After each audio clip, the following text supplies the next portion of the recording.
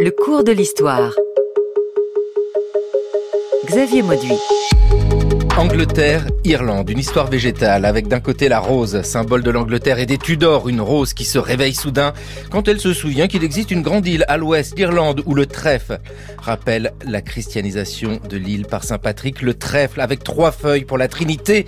Dans cette histoire, nous pourrions ajouter le chardon pour l'Écosse et le poireau pour le Pays de Galles. C'est beau, c'est varié, c'est sauvage ou domestique, c'est doux ou ça pique. Quand les Anglais colonisent l'Irlande, la rose contre le trèfle. Oh yeah, oh yeah, oh yeah. Donc j'ai invité une délégation française à rendre visite à la cour de votre majesté afin de... Bon travail. Oh yeah, oh yeah, oh yeah. Henri VIII poursuit son chemin. Excellent. Et ensuite, avec tous les cousins et cousines, il a pris une tasse de thé et une tranche de gâteau. Et où en sont vos réunions secrètes? Vous savez aussi bien que moi qu'en ce moment même, les insurgés écossais envahissent l'Angleterre et aucun Anglais n'a tiré l'épée pour combattre ces rebelles. Jean-François Duniac, bonjour. Bonjour. Évocation de cette histoire de l'Irlande avec cette première question. À partir de quel moment les Anglais se disent « Bon, on va peut-être pouvoir s'installer sur cette grande île qui est juste à côté de chez nous ». Ah, alors, en réalité, ça commence relativement tôt, ça commence avec les Normands. Dès les Normands. Ouais. Dès le XIIe siècle, en réalité, à partir de 1169, il y a un premier débarquement de Normands. C'est une querelle entre rois irlandais. L'un d'entre eux, le roi du Leinster, a été chassé. Il va se trouver main forte auprès d'Henri Plantagenet. Et chemin faisant, revenant, j'allais dire, vers l'Irlande, il embarque avec lui, enfin en tout cas embarque pour lui, beaucoup notamment de seigneurs normands gallois, qu'on va appeler cambro-irlandais, qui vont, à partir de 1169, commencer en réalité une conquête.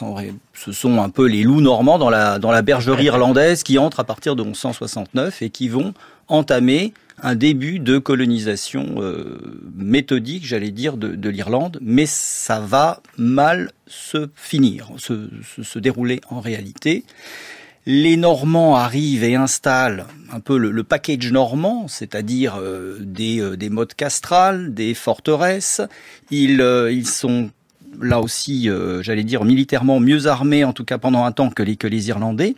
Ils vont installer un parlement, comme ils l'ont fait d'ailleurs à la fin du XIe siècle en Angleterre. Donc c'est le parlement qui siégera à Dublin, fondation viking du milieu du IXe siècle, donc en Irlande. Mais en réalité, ce qui va se passer, et c'est là qu'il faut faire un bond, c'est que leur tentative de conquête va se diluer dans la mosaïque irlandaise. Ils vont en grande partie prendre une forme d'autonomie. On a créé un Lord Deputy of Ireland, donc Henri II Plantagenet a créé cela pour essayer de contrôler de manière déléguée l'île, mais en réalité, les potentats irlandais résistent, font venir d'ailleurs des supplétifs, des mercenaires écossais, qu'on va appeler les Gallowglass, plus de 60 compagnies, qui vont organiser une espèce de société de marqueterie militaire, où anciens Normands et Gaëls, j'allais dire irlandais, échangent, s'allient parfois, s'allient même, j'allais dire, dynastiquement. Et à bien des égards, à la fin du XVe siècle, l'Irlande a à peu près échappé au contrôle de l'Angleterre, à l'exception d'une région qu'on appelle le Pale, autour de Dublin, qui est tenue effectivement par les Lord Deputy of Ireland, qui sont les comtes de Kildare. Mais ces comtes de Kildare ont pris beaucoup de champs, de liberté, notamment vis-à-vis des souverains anglais. Et lorsqu'Henri VII, le premier Tudor, donc arrive aux affaires, il faut essayer de rétablir un peu l'ordre dans cette île qui a totalement échappé à son contrôle. Ah oui, d'accord. Une première apparition des Anglais anglo-normands au XIIe siècle, ça dure pas bien. J'aime beaucoup l'idée du package normand avec ces mottes castrales et forteresses. Non mais il faut le dire, hein, Jean-François Duniac, on ne peut pas imaginer ce monde-là comme on imagine le nôtre, avec des pays, des nationalités. On parle de l'Angleterre, de l'Écosse, de l'Irlande. On est dans un monde féodal. C'est une autre conception des choses. Mais quand vous nous dites qu'au XVe siècle, il commence à se passer quelque chose, XVe, XVIe siècle et un nouveau regard qui est porté sur l'Irlande. Pourquoi, de nouveau, on s'intéresse à ce territoire-là ? Eh bien, pour les Tudors, particulièrement Henri VII, la très grande liberté prise par les comtes de Kildare, qui sont Lord Deputy of Ireland, donc Lord député d'Irlande, les a vus notamment s'acoquiner 2 fois avec 2 usurpateurs au trône. Et donc, finalement, l'Irlande, c'est cette espèce de Far West, si je puis me permettre, où en gros, dès lors qu'on a des soucis sur l'île, en Angleterre ou en Écosse, on peut aller faire une seconde carrière et trouver son indépendance en Irlande. Et donc, Henri VII Tudor va d'abord essayer administrativement de reprendre le contrôle. Il fait nommer un Lord Deputy anglais et en 1494, il passe une loi qui place le Parlement de Dublin sous la coupe à la fois du Lord Deputy et de son propre conseil privé. Donc ça, c'est une première chose, la loi de Poynings de 1494. Et surtout, donc, son successeur, Henri VIII, va tenter une reprise en main administrative en essayant d'obtenir un serment, j'allais dire, de fidélité des potentats irlandais. C'est une loi par laquelle ils étaient censés rétrocéder nominalement, officiellement leur domaine et réobtenir ces domaines comme fief du souverain anglais. La mémoire en fait de ce premier échec au début du XVIe siècle vis-à-vis de l'Irlande, va nourrir bien l'idée qu'il va falloir faire autre chose. Cette île est dangereuse, quelque part, cette île est hors de contrôle, et dans cette île, tout, conquérant se dilue, quelque part. Les Normands s'y sont dilués. Il va falloir faire quelque chose si l'on veut véritablement organiser la colonisation de l'île. Karine Bigan, bonjour. Bonjour. Vous êtes maîtresse de conférences en études irlandaises à Aix-Marseille Université. Jean-François Dugnac vient de nous dire que l'Irlande posait des problèmes à l'Angleterre. C'est-à-dire que on est dans un tiraillement entre un désir, pas de conquête tellement, mais de se dire que cette terre-là, potentiellement, est un espace que l'on peut s'approprier ou aller faire la guerre ou faire une seconde carrière, comme l'a dit Jean-François Dugnac. Mais ça ne se passe pas bien, on peut le dire tout de suite. C'est pas une évidence que les Anglais colonisent ce territoire. Non, c'est pas du tout une évidence. Et ce qu'il y a aussi dans l'anglicisation du XVIe, c'est que un siècle auparavant, l'Angleterre a perdu ses territoires de Calais notamment. Donc il y a une perte des territoires sur le continent. Donc ça permet aussi de se reconcentrer sur l'Irlande. Et bien sûr, donc effectivement Henri VII, Henri VIII a aussi toute la dimension quand il met en place la réforme. Il y a ce besoin qui devient plus important d'angliciser l'Irlande. Donc, Jean-François a parlé de cette politique où les seigneurs irlandais cèdent leurs terres et se les voient réattribuer avec un titre de propriété de la couronne. Donc, c'est aussi une manière administrativement d'angliciser l'Irlande. Ça va aussi avec la division de l'île en comtés, donc sur le modèle anglais.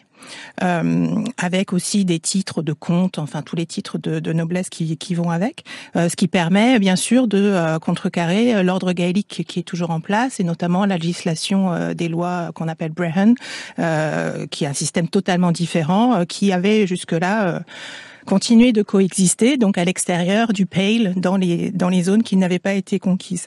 Et en 1541, l'Irlande devient un royaume. Donc n'est plus une seigneurie, mais devient un royaume. Donc on a un espèce de le maillage se resserre un peu sur l'Irlande. Et puis à partir des années 1550, on a une nouvelle façon de coloniser l'Irlande qui est la plantation, c'est-à-dire la colonie de peuplement où on essaye d'envoyer ou d'attirer des colons anglais d'abord et puis ensuite anglais et écossais en Irlande. Et l'idée c'est que on va donc ce qu'on a évoqué pour l'instant, c'est plutôt de la colonisation du haut vers le bas.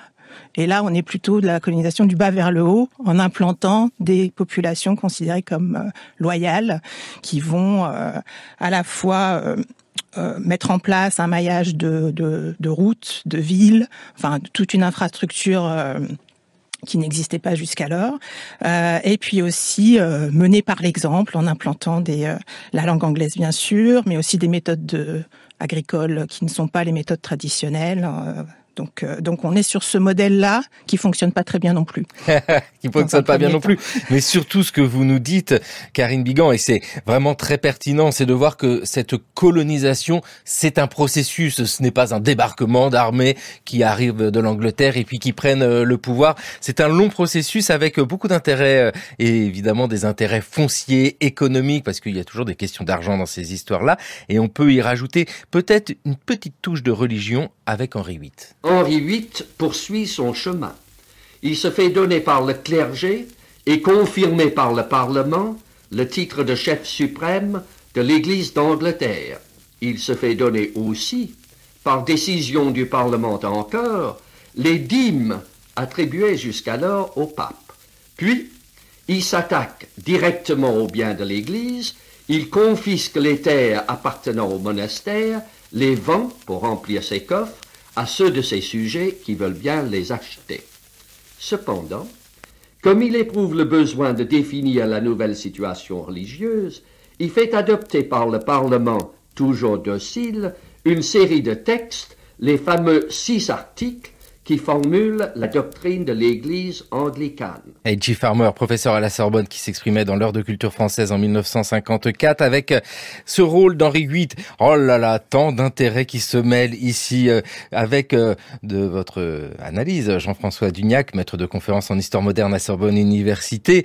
Évidemment, cet aspect religieux, on le met souvent en avant avec Henri VIII. Henri VIII qui décide de rompre avec le pape et puis qui crée sa religion, on va dire l'anglicanisme. Ça joue, bien sûr, mais il y a beaucoup plus d'intérêts autres que simplement cette question religieuse pour comprendre son regard sur l'Irlande. Oui, absolument. Henri VIII, en un sens, est déjà l'héritier d'Henri VII, c'est-à-dire dans cette volonté de reprise en main, on va dire, administrative déjà de l'Irlande. Ça a été dit par Karine, au sortir de la guerre de Cent Ans et de la guerre des Deux Roses, en réalité, l'Angleterre est réduite à un morceau d'île, j'allais dire, avec simplement un pied-à-terre sur le continent. Et donc l'Irlande, finalement, l'attention peut à nouveau se porter vers l'Irlande, qui a servi très longtemps, je l'ai dit aussi, parfois de refuge pour tout ce qui pouvait constituer des oppositions. Et donc la politique religieuse d'Henri VIII, il faut l'entendre aussi comme une politique tout court, c'est-à-dire en fait ça fait partie cette fois-ci du package henricien de choses à imposer. Et effectivement la réforme henricienne relève littéralement de cette politique. Il est vrai qu'à partir de là, au tout début des années 1540, ça va créer une nouvelle situation avec l'installation en fait d'une Church of Ireland, c'est-à-dire une église qui sera une église officielle, donc distincte désormais de l'église catholique, ça c'est une première chose, et induire également une forme de schisme à l'intérieur de la population irlandaise entre, bien sûr, les Irlandais, les Gaëls, mais surtout à l'intérieur de la population d'origine britannique et particulièrement les Anglais, ceux des Anglais qui étaient arrivés avant la Réforme et qui vont rester catholiques, qu'on va surnommer les Old English, et ceux qui, après la Réforme, vont arriver et d'abord henriciens puis protestants, qu'on va désigner comme New English. Et comme c'est pas assez simple encore, il va falloir, ou pas assez compliqué plutôt, on verra quelques décennies plus tard, débarquer des Écossais presbytériens. Mais ça, c'est autre chose. Mais il est clair on voit une marqueterie religieuse s'instaurer en Irlande. Et oui, parce qu'il faut aussi peut-être un prétexte pour intervenir. Karine Bigan, est-ce que la religion peut être un prétexte? Je vous le fais de manière très simple, dire Henri VIII au XVIe siècle met en place l'anglicanisme en Angleterre et ces Irlandais restent catholiques. C'est pas possible. En fait, c'est pas du tout comme ça qu'on doit comprendre le regard porté par l'Angleterre sur l'Irlande. C'est peut-être possible dans un texte, mais sur le terrain, c'est pas possible. Oui. Parce qu'il n'y a pas l'infrastructure pour vérifier les conversions, etc. Même si les messes peuvent être interdites, mais comme personne ne peut vérifier si elles ont lieu ou pas, en fait, il y a une grande différence, et c'est vraiment vrai pour l'Irlande. Les relations entre l'Angleterre et l'Irlande, il y a toujours une grande différence entre la théorie et la pratique sur le terrain. Et pour moi, il me semble que la dimension religieuse s'accentue plutôt avec Élisabeth, parce que c'est elle qui fait vraiment de l'église anglicane une église protestante. L'église anglicane d'Henri VIII reste très proche du catholicisme, et puis c'est une église, un début.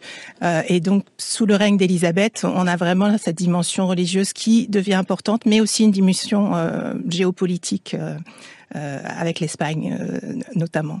Donc c'est vraiment à partir du moment où elle est excommuniée par le pape, donc à la fin des années 1560, qu'en fait ça donne l'autorisation aux catholiques fidèles d'aller la contrer, et donc on a l'armada espagnole dans les années 80-88 qui essaie d'aller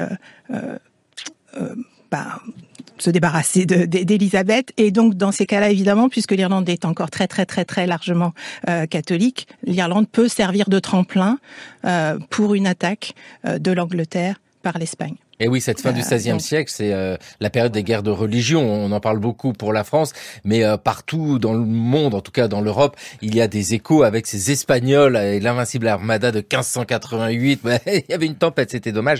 Dites-nous, Jean-François Dugnac, la religion ne peut pas expliquer la colonisation de l'Irlande.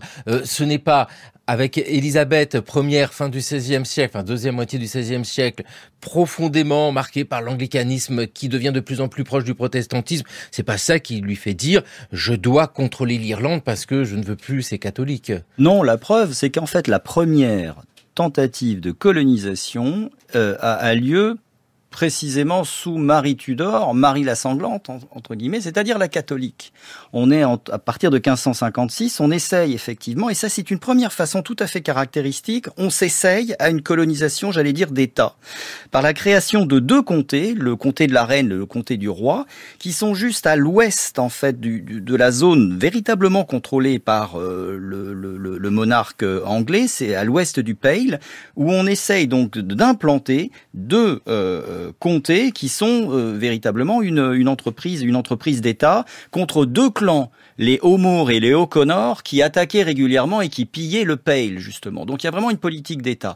Et ça tourne à la capilotade, littéralement, entre 1556 et 1578, près de 20 ans de résistance. Les O'Moore, notamment, se réfugient sur les hauteurs ou dans les zones marécageuses et entament une guérilla qui se terminera d'ailleurs par un massacre. Et le coût exorbitant de cette tentative, déjà un peu limitée tout de même, de ces deux comtés, lancés donc, comme je le disais, sous Marie, montre qu'on ne va pas pouvoir se lancer dans une politique complètement d'État, qu'il va falloir s'appuyer exactement comme on le fait au même moment avec les compagnies de commerce qui partent vers la Baltique, vers l'Afrique, etc.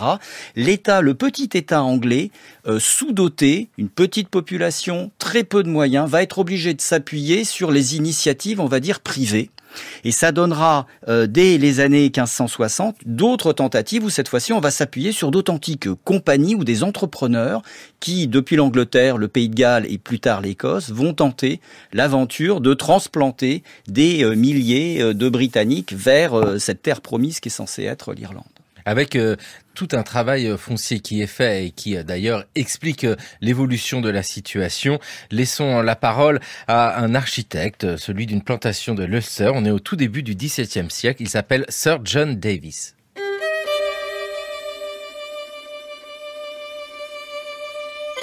Les terres des Irlandais en Ulster étaient la partie la plus rude et la moins réformée de l'Irlande, et le centre de la dernière grande rébellion. Elles sont aujourd'hui mieux organisées et mieux établies que n'importe laquelle des terres des autres provinces. L'organisation de ces terres s'est produite grâce à la providence de Dieu, qui a chassé les traîtres méchants et ingrats, les ennemis de la réforme en Irlande. Lorsque cette plantation aura pris racine, qu'elle aura été fixée et établie pendant quelques années, avec la faveur et la bénédiction de Dieu, alors elle assurera la paix de l'Irlande, la rattachera pour toujours à la couronne d'Angleterre, et enfin en fera un État prospère et florissant.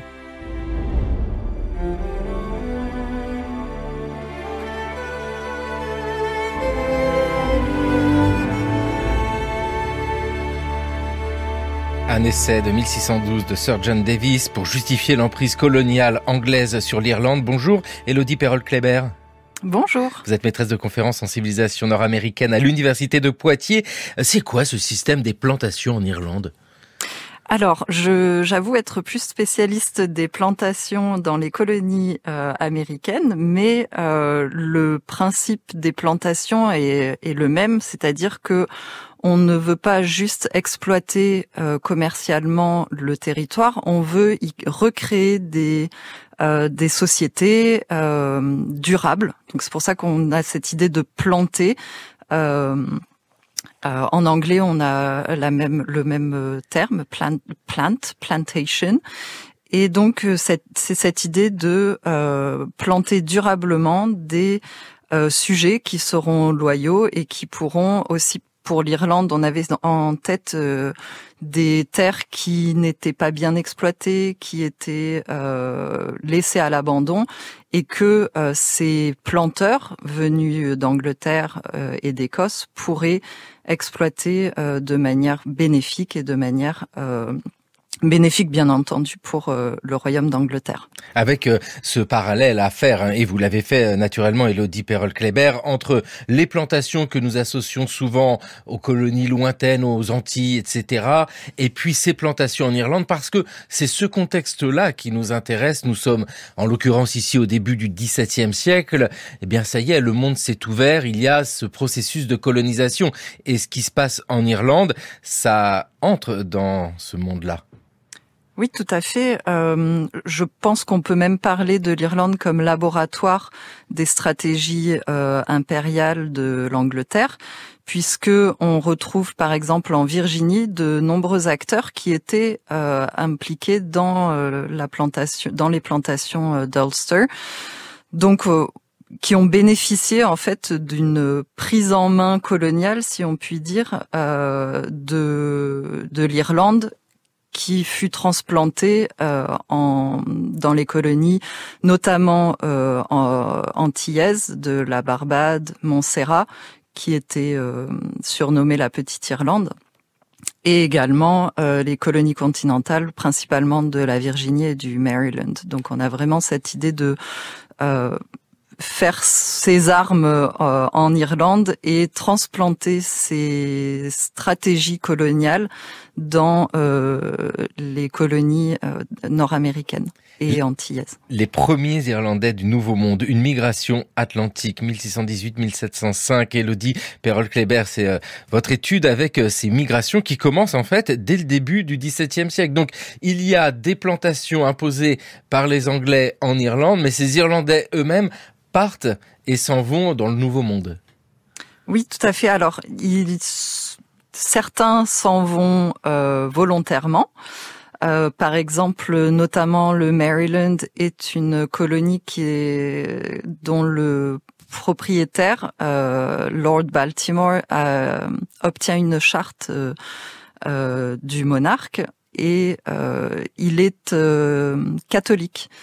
Et donc, il établit une colonie, le Maryland, qui, en 1649, vote une loi Act of Toleration, donc une loi de tolérance qui permet aux habitants de cette colonie d'exercer leur religion chrétienne, bien entendu, mais qu'elle fût catholique, protestante, de manière discrète, mais autorisée. Karine Bigan, mais c'est incroyable, quand on imagine ces plantations, il y a bien des territoires, il y a bien des gens, alors je sais pas comment on peut qualifier la propriété foncière à ce moment-là, mais enfin bon, ces terres appartiennent bien à des gens, ou en tout cas il y a une domination dessus, ça pose des problèmes, j'imagine. Moi, je peux me concentrer sur la plantation d'Ulster au début du XVIIe. Donc, vous avez cité John Davis, là. Donc, évidemment, c'est lui qui avait planifié tout le programme, donc il est assez fier de lui. Mais sur le terrain, ça se passe pas aussi clairement que ce qu'il peut dire dans sa citation. Donc, en fait, l'Ulster, la dernière province qui n'avait pas été colonisée, se retrouve vidée de son élite irlandaise à partir de 1607, puisqu'il y a une fuite des seigneurs locaux qui partent chercher de l'aide sur le continent pour pouvoir rétablir l'ordre gaélique. Donc les terres sont confisquées et redistribuées à des colons, à la fois anglais, à la fois écossais, mais aussi des Irlandais jugés méritants et aussi d'anciens soldats ou des fonctionnaires pour service rendu. Et donc le plan est très très très précis avec selon la taille des parcelles des choses que les colons doivent faire, c'est-à-dire implanter des familles, construire des ouvrages défensifs, implanter aussi construire des villes. Donc c'est vraiment le début du maillage en Ulster qui deviendra par la suite l'Irlande du Nord, mais c'est aussi le début de cette coexistence en Ulster de trois communautés, donc les Irlandais qui sont restés catholiques, les Anglais qui sont anglicans et les Écossais qui sont presbytériens. Donc la mosaïque qu'on connaît aujourd'hui en Irlande du Nord date du début du XVIIe siècle.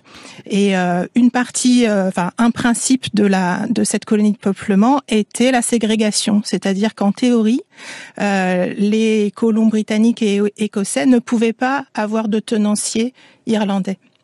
Donc les tenanciers irlandais devaient aller sur d'autres terres, notamment celles qui avaient été données aux soldats ou aux fonctionnaires, pour les garder un peu sous contrôle. Mais ça n'a pas lieu.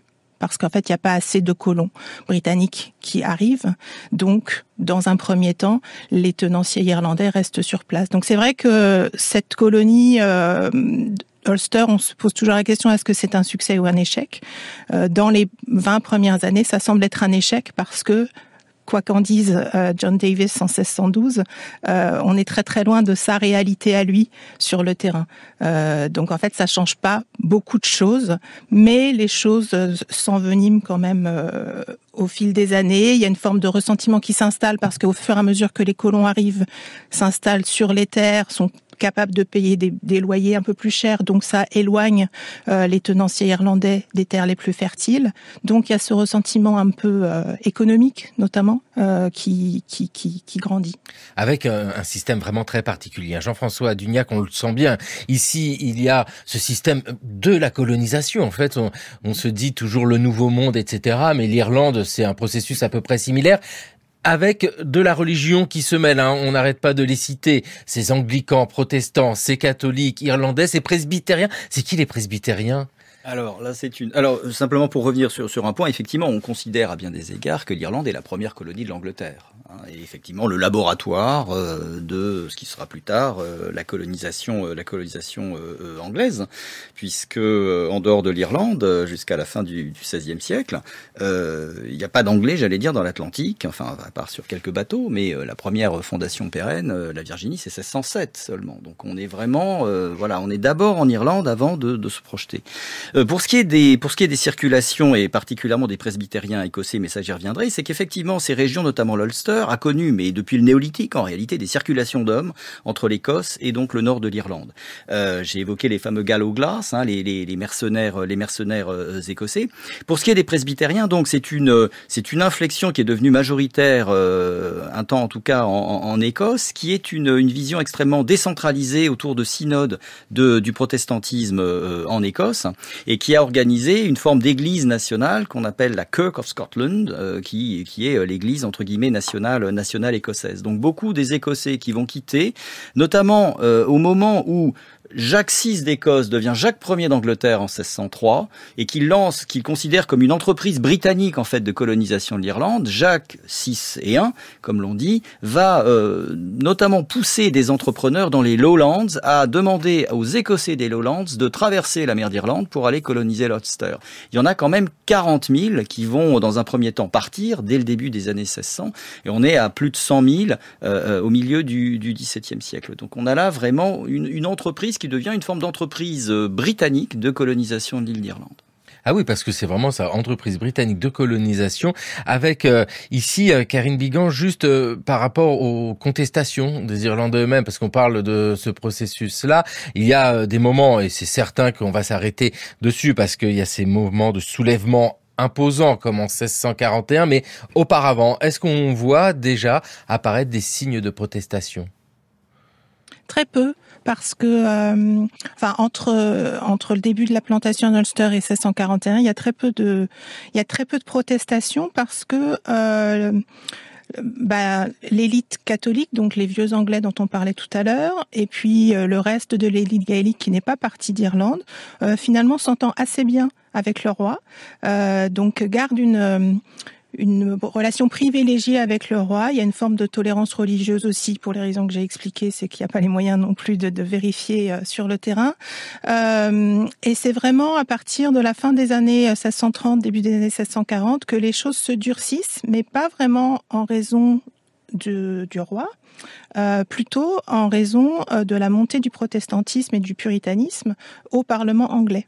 Ce qui fait que les élites catholiques en Irlande se sentent menacées par cette montée et cette espèce de concurrence protestante au Parlement anglais et pensent que leur droit politique et leur droit foncier, enfin la propriété foncière, est remise en question.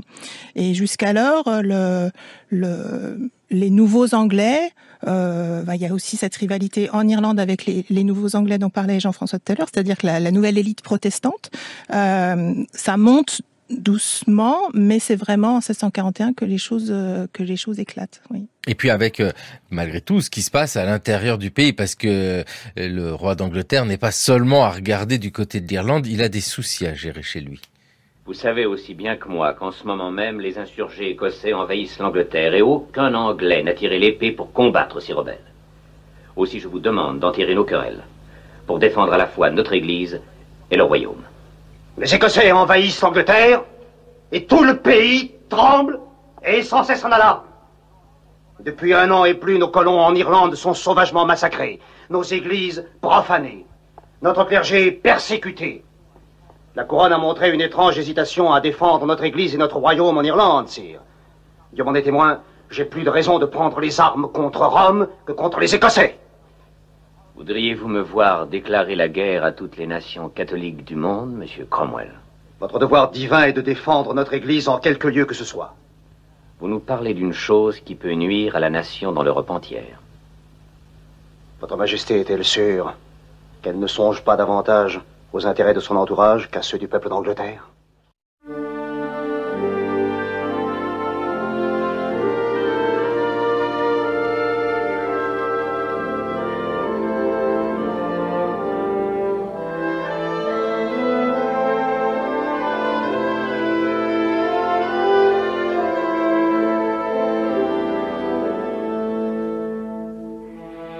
Charles Ier et Cromwell dans le film Cromwell de Ken Hughes en 1970.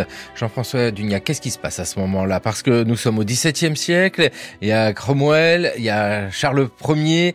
Quelles sont ces tensions qui apparaissent avec l'Irlande qui est évoquée ici dans ce film? Parce que la question irlandaise préoccupe à Londres. Alors, c'est assez compliqué de résumer tout ça. On va dire au commencement était Charles Ier, donc un souverain qui monte sur le trône en 1625 et qui a, Charles Stuart, qui a un programme politique qui est celui de renforcer l'autorité monarchique. Et il le fait notamment sur deux plans, une autorité administrative qui va notamment s'illustrer en Irlande par l'envoi notamment de son principal conseiller, Thomas Wentworth, qui va se continuer la politique de colonisation en lançant un grand plan de colonisation des terres de l'Ouest, notamment d'éviction des populations catholiques de l'Ouest, le Connacht. Ça, c'est au début des années 1630, qui va une nouvelle fois échauffer les esprits du côté irlandais. Wentworth revient pour plonger et d'ailleurs être exécuté à la faveur des troubles politiques. Le deuxième volet, il est religieux. C'est cette volonté d'établir l'autorité religieuse de Charles sur ses royaumes, et particulièrement sur l'Écosse, qui, comme je l'ai dit, donc relève d'une obédience, en tout cas d'une inflexion dans le protestantisme distincte. Et là, c'est son autre conseiller, c'est William Laud, cette fois-ci, qui tente d'imposer une forme de, on va dire, d'uniformité religieuse, de conformité religieuse, j'allais dire, à l'Écosse. Et l'Écosse, donc, se soulève et déclenche donc à partir de 1640-1641 ce qu'on va appeler la guerre des évêques, c'est-à-dire une authentique invasion du nord de l'Angleterre par des armées écossaises. Et c'est le sens de l'extrait qui a été donné. Et face à cette menace écossaise, l'armée anglaise étant incapable de gérer cela, eh bien, Charles Ier, qui pendant 11 ans n'a pas réuni son Parlement, va être obligé de réunir le Parlement pour obtenir les moyens de résister contre les Écossais. Et là, ce Parlement qui se réunit après 11 ans est effectivement un Parlement d'opposition résolue à la politique de Charles Ier, la politique autoritaire de Charles Ier, avec même des inflexions en faveur même des Écossais. Une nouvelle fois, je renvoie à l'extrait. Et c'est cela qui va précipiter l'Angleterre dans ce qu'on appelle donc la guerre des trois royaumes, qui va mobiliser l'Angleterre, ou la guerre civile, qui va mobiliser l'Angleterre, l'Écosse et l'Irlande. Avec ici ce moment, Karine Bigan, du soulèvement des Irlandais en 1641. Alors est-ce que ces Irlandais profitent de ce chaos politique pour se soulever, c'est ça ? Alors c'est plus compliqué, évidemment, c'est l'Irlande, c'est plus compliqué. En fait, il y a deux mouvements dans ce soulèvement de 1641. Le premier mouvement par l'élite catholique en Ulster et à Dublin. Le soulèvement, il y a deux complots concomitants en fait. Le soulèvement de Dublin échoue totalement et donc reste le soulèvement en Ulster où en fait c'est une espèce d'attaque préventive où l'élite catholique prend les châteaux, enfin se saisit des châteaux de l'élite protestante pour asseoir sa position et donc dénoncer, enfin en tout cas exprimer ses craintes envers une baisse éventuelle, enfin cette perte cette érosion des droits politiques, de la tolérance religieuse par rapport à ce qui se passe au Parlement anglais. Et donc on voit bien que c'est deux craintes mutuelles en fait. Le Parlement anglais et les Écossais ont peur des liens que le roi peut avoir avec l'Irlande catholique et en Irlande on a peur de la montée du puritanisme au Parlement anglais. Donc il y a ce premier mouvement qui est suivi par des soulèvements populaires où finalement oui il y a une espèce d'opportunité de la part pas de l'élite, mais vraiment des classes plus populaires irlandaises, d'attaquer les colons protestants, de les chasser de leurs terres, de les piller, de les voler, etc. Donc, on a cette rébellion à deux niveaux en Irlande qui ce qui est intéressant sur cette rébellion, c'est la façon dont elle a été rapportée en Angleterre, dont on l'a racontée en Angleterre, avec vraiment, c'est un peu du reportage de guerre, mais avec le décalage d'arrivée des informations. Mais il y a vraiment une place qui est faite, une grande place qui est faite à la rumeur, au oui-dire, aux actes, aux atrocités rapportées. Alors, je suis pas en train de dire qu'il s'est rien passé, il n'y a pas eu de violence. Bien sûr qu'il y a eu des violences. Les historiens aujourd'hui estiment que la rébellion de 1641 a fait 12 000 victimes, 4 000 qui auraient été tuées et 8 000 qui sont mortes de froid, enfin d'avoir été chassées et d'avoir dû prendre la route, puisque ça commence en octobre. Voilà, donc on est dans l'hiver. Mais dans la façon dont ce soulèvement a été représenté, on a des pamphlets, puisqu'on est dans cette guerre des trois royaumes, donc la propagande est importante. On a des pamphlets qui vont jusqu'à dire qu'il y a 160 000 morts, qui est quasiment le quadruple de la population protestante en Irlande à l'époque. Mais on est dans cette guerre des pamphlets qui en fait est assez éloignée de la réalité du terrain et qui justifie ensuite la reconquête entre guillemets de Cromwell après l'exécution de Charles Ier. Oui, parce que c'est vraiment ça qui nous intéresse ici, c'est ce que vous venez d'expliquer, l'exagération du côté des Anglais de ce qui s'est passé en Irlande avec le soulèvement catholique et puis surtout la réponse qui est donnée à ce soulèvement. C'est sûr que notre héros ici, c'est Cromwell, à ce moment-là très précis, héros au sens de celui qui va agir, celui qui qui fait exécuter le roi d'Angleterre Charles Ier, qui arrive au pouvoir. Cromwell, quel personnage intéressant, surtout quand son portrait est dressé par l'historien Roland Mounier. Son aspect ne plaidait pas en sa faveur. Un visage laid, gros et lourd, bouffi et rougeâtre, un aspect négligé, des habits de drap unis mal coupés, du linge grossier et pas très frais, des manières raides et gauches, la rapière toujours serrée contre la cuisse. Ses qualités oratoires étaient médiocres. Sa voix âpre et sans inflexion exprimait avec ferveur des idées intransigeantes qui apparaissaient alors déraisonnables. Du temps se passa avant que l'on fît attention à la flamme des yeux, aux lèvres serrées, à la double barre verticale entre les sourcils, à tout ce qu'il y avait dans ce visage de réflexion, de hardiesse et d'énergie. Roland Mounier en 1948 dans l'heure de culture française. Karine Bigan, vous nous l'avez dit, bien sûr, ce soulèvement provoque des morts, des victimes, estimées aujourd'hui par les historiens, les historiennes à 12 000. Quand Cromwell est à la tête de la répression, est-ce que c'est une chose terrible ? Oui. Alors, il n'est pas si longtemps que ça en Irlande. Il y a son gendre qui prend la suite. Donc, lui, il est là à peu près 6 mois.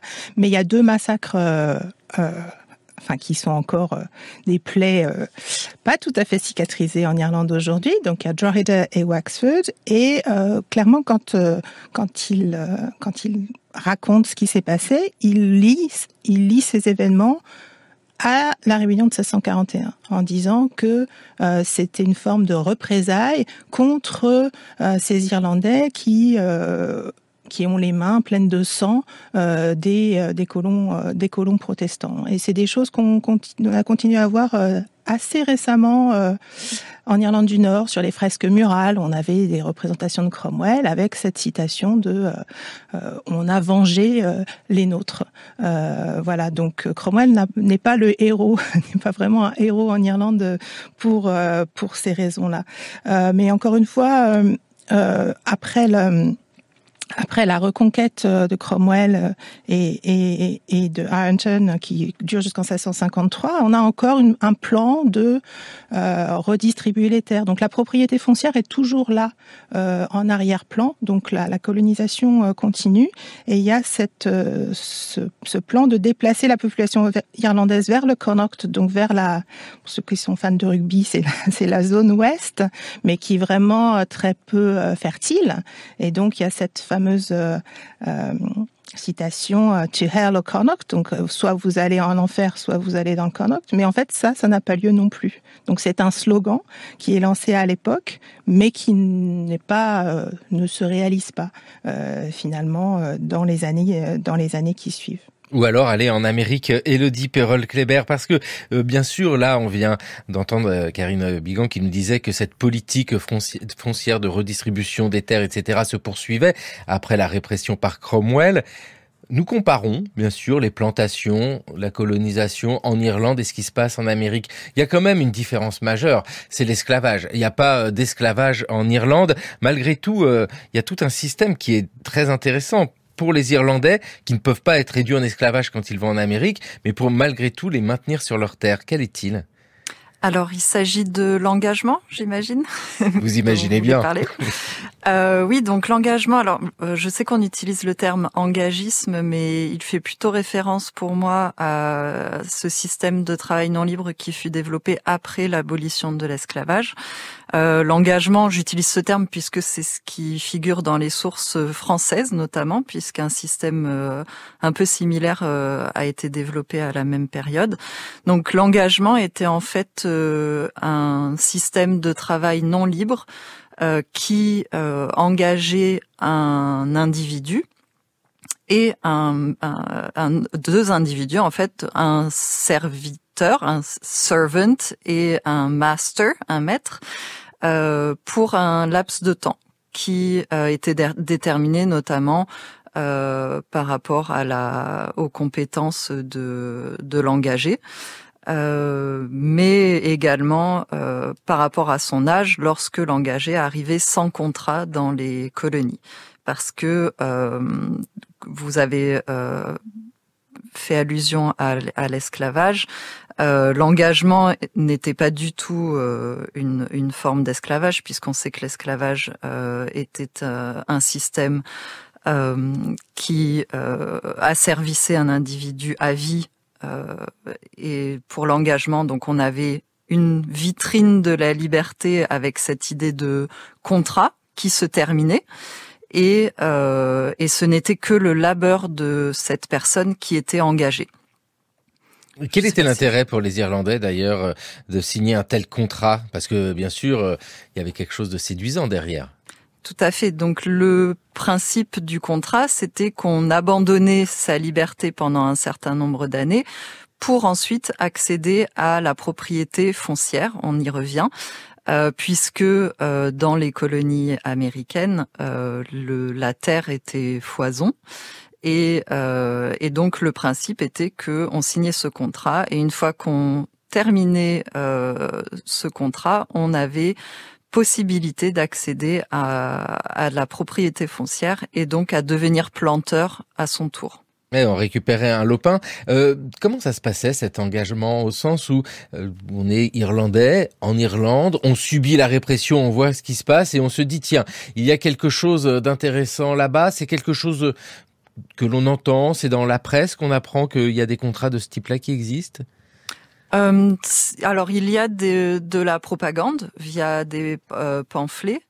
Mais il y a également ce qu'on appelle le spiriting, donc c'est une forme de kidnapping en fait de l'époque où des facteurs, pas au sens moderne du terme, mais des agents qui sont commandités par des marchands, des investisseurs, puisque vous imaginez bien que cette idée de s'appelait le head right system, donc cette idée de attribuer un lopin de terre à toute personne qui s'installerait dans les colonies, ce système a bien entendu aiguisé l'appétit d'investisseurs qui pour obtenir de larges lopins de terre, avaient des facteurs qui battaient les campagnes irlandaises pour recruter souvent sous des excuses fallacieuses des individus, les stocker, si je puis dire, en attendant que la cargaison soit pleine et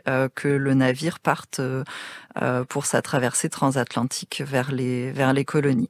Donc pour les Irlandais, alors moi j'ai travaillé beaucoup sur la Chesapeake, donc Virginie et Maryland, où les plantations de tabac requéraient un grand nombre de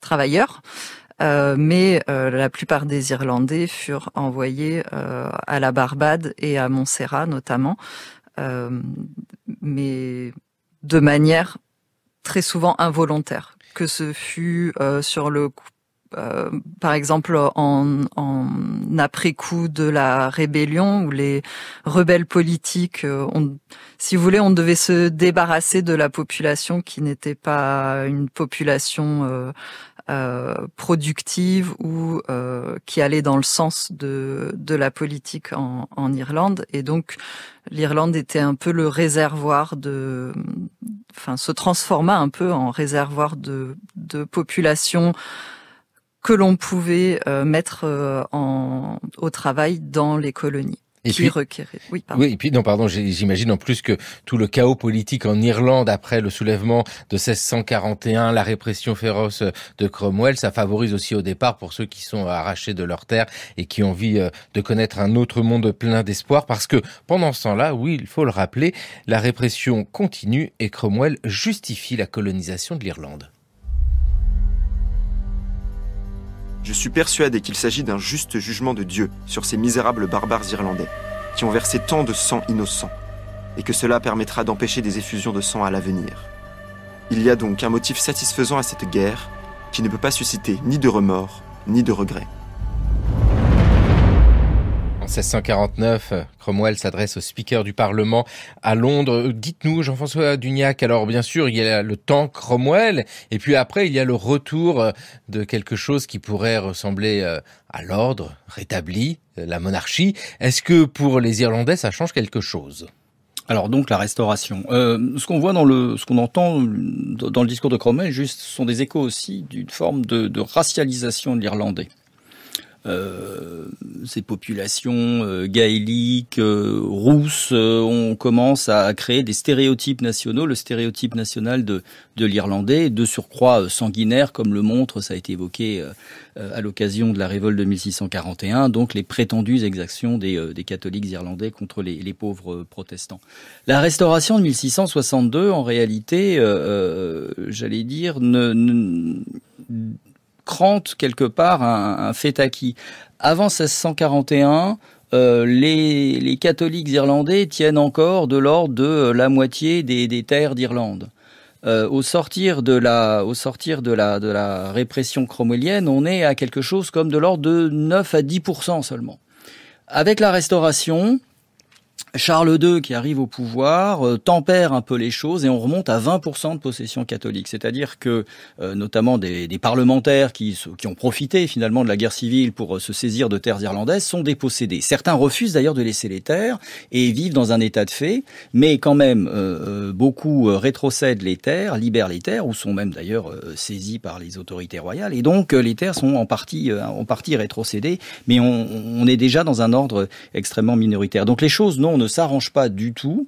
Le train, la tendance une nouvelle fois de circulation de part et d'autre de la mer d'Irlande et particulièrement donc de la Grande-Bretagne vers l'Irlande continue. On voit même arriver également des Huguenots français, des Hollandais. Enfin une nouvelle fois la marqueterie protestante en l'occurrence se diversifie encore au détriment des populations irlandaises. Et il y a un point aussi qu'il faut évoquer parce que on approche de la fin du XVIIe siècle, c'est que notamment dans l'Ulster, les contrats qui avaient été signés par les entrepreneurs et par les fameux paysans expirent les uns après les autres à partir des années 1680, 1690 et 1700. Et pour le renouvellement des contrats, les véritables propriétaires imposent, y compris aux protestants, mais ce sont des protestants, attention, je l'ai dit, presbytériens, c'est-à-dire pas des protestants conformes. Ils sont techniquement réprouvés. On commence à vouloir leur imposer des augmentations, de loyer absolument délirantes en réalité, puisque là, il y a un effet de rattrapage et de spéculation. Et ça va provoquer, dès la fin du XVIIe siècle, un autre mouvement qui va être un mouvement d'éviction de ces Scott-Irish, Ulster Scott, cette fois-ci vers l'Atlantique. Et ils seront, un siècle plus tard, au moment où éclate la Révolution américaine, près de 200 000 à avoir traversé, l'Atlantique, parce qu'ils sont eux-mêmes chassés, parce que certes protestants mais non conformes, ils sont chassés des terres d'Ulster. Avec ici ce long processus au cours du XVIIe siècle, Jean-François Dugnac, vous avez parlé de racialisation et on comprend bien, on l'entend dans les discours, c'est vrai que le roux, catholique. Vous, Karine Bigan, vous parlez de construction identitaire dès le XVIIe siècle. Et c'est vraiment ça qui, en étudiant la colonisation par les Anglais de l'Irlande, nous permet de saisir comment se construit une identité. L'identité irlandaise, elle s'alimente de tout ce qu'on évoque depuis le début de l'émission. Elle s'alimente de ça, l'identité protestante en Irlande aussi, parce qu'il y a ce qu'on appelle une espèce de mentalité de siège, c'est-à-dire cette crainte de la minorité protestante de subir à nouveau des violences, des exactions de la part de la majorité. Et donc ce qui est fait à la fin du XVIIe avec la révolution dite glorieuse, mais qui a été un peu moins glorieuse en Irlande, puisque c'est là qu'ont eu lieu les derniers affrontements, les dernières batailles entre l'armée de Jacques II et l'armée de Guillaume III. Mais d'un point de vue législatif, il y a la mise en place de lois pénales qui en fait excluent donc à la fois les protestants dissidents non conformes, mais aussi les catholiques de la vie publique. Donc ces gens-là n'ont plus le droit de siéger au Parlement parce qu'il faut prêter serment au roi et les détails font qu'ils sont exclus de la vie politique. Ils sont aussi exclus de certaines professions comme avocats, par exemple. Donc l'élite catholique, mais aussi les presbytériens, se voient éloignés de cette vie publique pendant près d'un siècle. Les lois pénales sont, sont moins strictes à la fin du XVIIIe siècle. Et puis, donc en fait, la fin du XVIIe siècle, on a vraiment un renforcement, une assise définitive du protestantisme et le protestantisme anglican comme base de l'identité britannique, mais y compris comme base de l'identité protestante en Irlande. Et ça joue aussi, les nouvelles villes sont plutôt protestantes, donc au niveau du Parlement, il y a plus de sièges tenus par les protestants, ce genre de choses. Voilà. Nous avons commencé l'émission en évoquant les premiers Anglais, les Anglo-Normands arrivés en Irlande au XIIe siècle avec un Lord of Ireland. Et puis après, au XVIe siècle, le roi d'Angleterre se fait aussi appeler roi d'Irlande. Se construit peu à peu ce Royaume-Uni, comme Jean-François Dugnac, vous construisez un peu le Royaume-Uni à travers vos publications. C'est différent, que sais-je, histoire de la Grande-Bretagne, histoire de l'Écosse. Nous nous rapprochons du Royaume-Uni avec l'histoire de l'Irlande. Le Royaume-Uni, quelle place pour l'Irlande ? Ah, c'est tout un enjeu parce que effectivement, il y aura un ultime soubresaut à la toute fin du XVIIIe siècle avec la grande révolte de 1797, les Irlandais unis. Et comme il l'avait fait pour l'Écosse, finalement, le pouvoir britannique va décider d'arraisonner l'Irlande à l'ensemble du Royaume-Uni, donc désormais de Grande-Bretagne et d'Irlande, en 1800-1801, ce qui va avoir toute une série de conséquences. D'abord, le Parlement de Dublin dont j'ai parlé s'éteint. Il y aura désormais une représentation à Londres.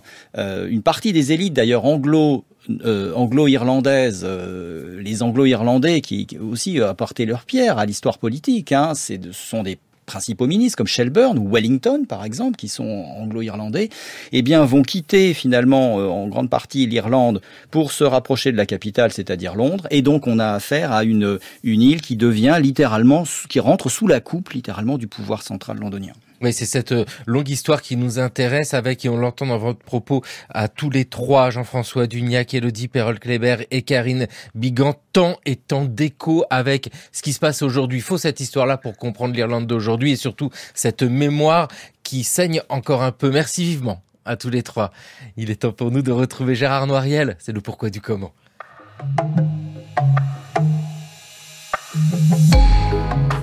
Comment est né le droit du travail au Moyen-Âge ? Entre 60 et 80 000 individus vivaient à Paris en 1200. Un siècle plus tard, la ville en comptait près de 250 000. Cette progression spectaculaire s'explique par des raisons démographiques, mais aussi par le dynamisme économique de la cité. La présence régulière d'une clientèle de cour, de plus en plus nombreuse, fut l'une des causes essentielles du développement de nouveaux savoir-faire, de nouvelles productions et une diversification croissante des activités. Ce qui entraîna la formation d'un grand nombre de communautés de métiers qui jouèrent un grand rôle dans l'intégration des travailleurs qualifiés arrivés récemment à Paris. À cette époque, la mainmise du pouvoir royal sur le contrôle des activités économiques était loin d'être totale. Le roi n'était qu'un des seigneurs de la ville, et il se heurtait souvent aux résistances des puissantes seigneuries ecclésiastiques qui défendaient avec force leur prérogative de dire le droit. En 1266, pour lutter contre ces formes de dissidence, Louis IX créa la fonction de prévôt, avec rang de bailli, et il fit de ce personnage le représentant du pouvoir royal. Les prévôts royaux eurent pour mission de consigner par écrit les règles coutumières. Le roi leur demanda également de fixer un cadre juridique pour réglementer la production et organiser les métiers à Paris. Cette réglementation, connue sous le nom de Livre des métiers, fut compilée vers 1268 par Étienne Boileau, l'un des premiers prévôts de Paris. Mais l'examen minutieux des 3 manuscrits qui ont été regroupés dans le texte attribué à Boileau a montré que l'entreprise fut poursuivie par ses successeurs jusqu'en 1328. 129 communautés de métiers furent ainsi identifiées et reçurent un statut légal. Le but que poursuivaient les prévôts était de promouvoir les activités régulières, celles qui étaient connues pour la qualité des biens produits et commercialisés. En s'appuyant largement sur le témoignage des gens de métier et sur leur consentement, le prévôt de Paris put ainsi renforcer l'institutionnalisation des communautés de métiers et conforter leur rôle d'interlocuteur direct du pouvoir. La plupart des métiers pris en compte dans la réglementation établie par Boileau et ses successeurs concernent des activités artisanales et commerciales. Néanmoins, malgré le grand intérêt que présente cette source, elle n'est pas suffisante pour connaître avec précision le monde des travailleurs et des travailleuses qui vivaient à Paris au XIIIe siècle. Les spécialistes estiment que plus de 40% des activités échappaient encore à toute réglementation écrite. C'était le cas notamment pour un grand nombre de métiers du cuir et pour beaucoup d'autres activités de production très spécialisées telles que les nattiers, les savonniers, les plombiers, les fabricants d'instruments de musique, etc. Les activités qui faisaient partie de ce qu'on appelle aujourd'hui les services, notamment les porteurs, les déchargeurs et autres charretiers, tout comme les lavandières et les barbiers, étaient également exclus à cette époque des communautés de métiers. Ce sont les sources fiscales qui nous renseignent le mieux sur ces milieux populaires. Merci Gérard Noiriel, c'était le cours de l'histoire sur France Culture, une émission réalisée par Thomas Beau avec Laurence Millet et aujourd'hui à la technique Mélodie Hessman. Merci à Bertrand Montandant, à France Bleu Provence et Fabien Paquet, à France Bleu Poitou. Le cours de l'histoire, une émission préparée par Mathieu Copal, Jeanne Delecroix, Toscane Vudès, Jeanne Copet, Lily Cornaer et Maïwan Guiziou. Le cours de l'histoire à retrouver à podcaster sur franceculture.fr et l'appli Radio France.